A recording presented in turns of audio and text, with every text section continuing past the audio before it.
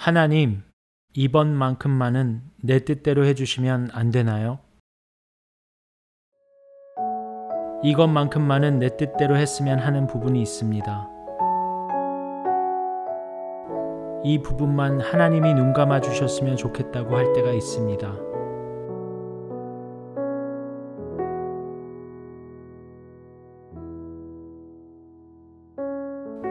이 기도만큼은 거절하지 말고 들어주셨으면 하는 제목이 있습니다. 때로는 이런 기도 제목을 가지고 하나님과 딜을 하려고 할 때가 있을 것입니다. 내가 틀리고 하나님이 옳은 것을 압니다. 내가 원하는 것이 욕심 때문이라는 것을 압니다. 하나님께 기도로 더 깊이 나아갈수록 마음의 부담이 커져 갑니다. 내려놓으려니 힘이 듭니다. 많은 부분을 하나님께 드렸는데 이 정도쯤은 하나님께서 허락해 주시고 그냥 내 마음대로 해주셨으면 좋겠는데 이것만큼만은 내 뜻대로 했으면 하는데 하나님께서 쉽게 허락하시지 않는 것 같습니다.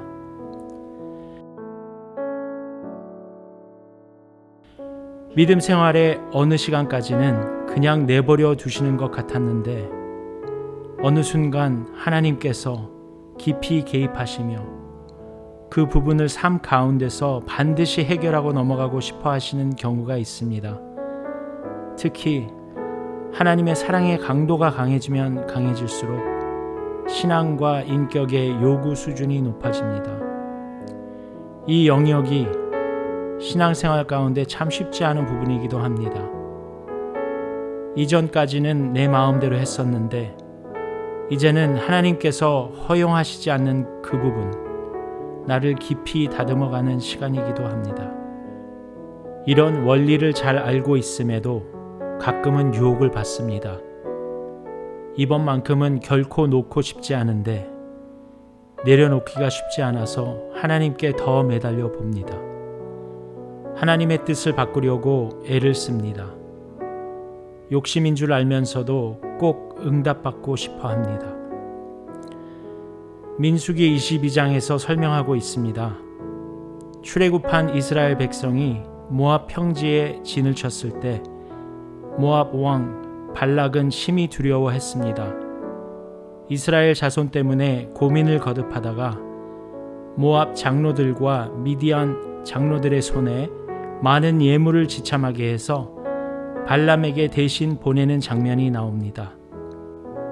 발람은 이방인으로서는 여호와를 아는 최초의 선지자 역할을 하는 사람이었고 여호와의 이름을 부르짖는 사람이었습니다. 발람에게 여호와께서는 상당한 영권을 주셨던 것 같습니다. 모압 왕이 발람에게 이스라엘 자손을 저주해달라고 지속적으로 부탁을 했습니다.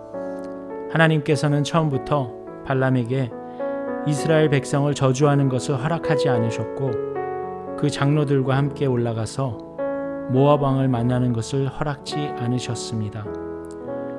발람은 발락 왕의 요구를 거절했었습니다. 그 후에 모압 왕 발락은 더 높은 귀족에게 은, 금을 가득 채워서 발람에게 보냈습니다. 자기의 말대로 이스라엘 백성을 저주해주면 더 존귀한 자리를 주겠다고 약속을 했습니다. 발람은 거기서 다시 한 번 더 거절했어야 했습니다. 발람은 거기서 멈췄어야 했습니다.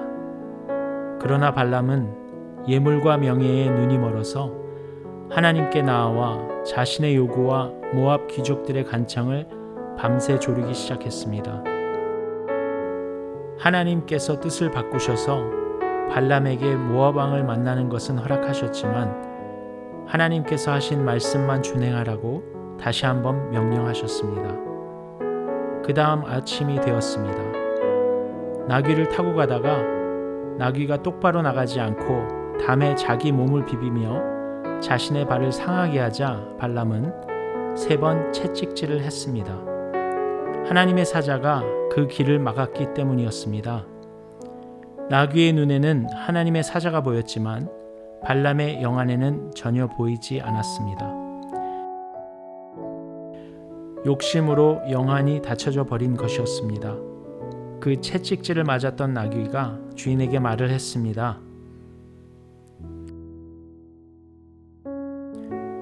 내가 지금까지 당신의 나귀였지만 이처럼 행동하는 것을 본 적이 있었습니까? 그 순간 하나님께서는 발람의 눈을 여셔서 여호와의 사자를 보게 되었고 무릎을 꿇게 되었습니다.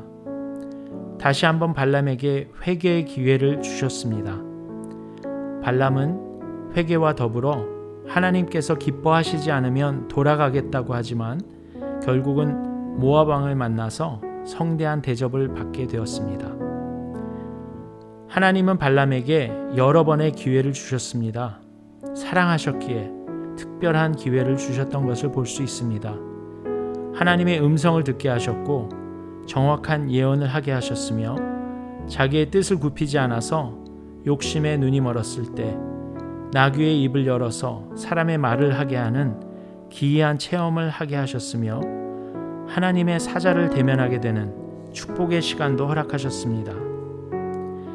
발람은 그런 특별한 은혜를 입은 사람이었지만 자기의 자아와 욕심 때문에 번번이 그 기회를 다 놓치고 말았습니다. 처음에는 모압 왕의 요청을 거절했지만 재물과 명예에 눈이 멀어서 뜻을 바꾸어 가고 싶어 했고 모압 왕과 장로들의 성대한 대접에 눈이 멀어서 하나님의 성전이 아니라 바알 산당에 들어가서 하나님의 이름으로 이스라엘 백성들을 저주하는 예언을 하고 싶어 했습니다. 하나님의 사람이 바알의 산당에서. 발람은 이스라엘 백성을 향한 하나님의 기뻐하시는 뜻을 잘 아는 선지자였습니다. 그럼에도 발람은 부올에서 이스라엘 백성을 유혹해서 모압 여자들과 음행을 하게 했습니다. 이스라엘 백성으로 하여금 바알에게 절하게 만들며 하나님을 떠나게 했습니다. 하나님께서 진노하셨습니다. 결국은 하나님의 대적이 되었습니다. 어떻게 이런 일이 가능하게 될까요? 하나님을 진정으로 사랑하는 자들은 실수를 하더라도 어느 순간에 반드시 돌아옵니다. 영적인 회귀 본능입니다. 그러나 하나님보다 자신을 더 사랑하는 사람들은 욕심이 점점 강해져서 어느 순간 영적인 눈이 완전히 닫혀져 버립니다. 자신도 모르는 순간에 그렇게 되어 버립니다. 어느 누구의 권면과 경고도 받지 않으려고 합니다. 그 순간만은 자신의 생각과 의견이 가장 맞는 것 같습니다. 기도도 안 되고 말씀도 눈에 들어오지 않습니다. 자신이 원하는 것을 위해서 하나님을 사용하고 싶어 합니다. 우리가 너무 졸을 때는 하나님께서 허락하실 때도 있습니다. 다시 깊은 기도 가운데 분별할 필요가 있습니다. 이 가운데 하나님께서 주시는 경고는 없는지 다시 돌아볼 필요가 있습니다. 어느 순간 나도 모르게 다른 사람이 되어 있을까봐 두렵습니다. 내 욕심대로 하나님을 끌고 가려고 할. 하나님께서는 여러 채널들을 통해서 권면하시며 돌이키게 하려고 하실 것입니다. 그동안 많은 훈련과 연단을 받아왔기에 발람처럼 전혀 그렇게 되지 않을 것이라고 생각한다면 영적 교만에 빠질 수 있을 것입니다. 오늘도 마귀는 나를 넘어뜨리려고 우는 사자처럼 달려들고 있습니다. 발람 같은 사람을 찾기 위해서. 욕심이 잉태한즉 죄를 낳고 죄가 장성한즉 사망을 낳느니라. 야고보서 1장 15절 말씀. 아멘.